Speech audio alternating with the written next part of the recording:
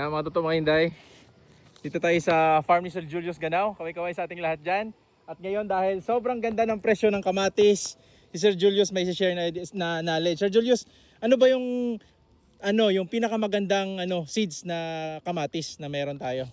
Actually dito sa lugar namin, ang isang magandang variety na naitatanim ng halos karamihan ay yung Diamante Max F1 ng SS Seeds. Kasi very adaptable siya dito sa lugar namin, lowland. Kaya yung pag-kontrolado. May mga nakikita rin ako nagtatanim ng ng mga Diamante Max sa may mga matataas na area.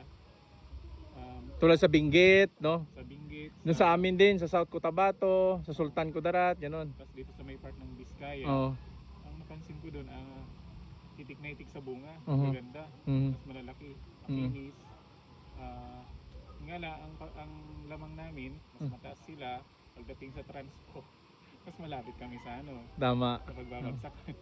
Tapos sa inyo dito, marami din namang bunga pero ang transportation, ang cost mas mababa. So yun din, yun ang kagandahan sa kanila mga totoong mga Inday.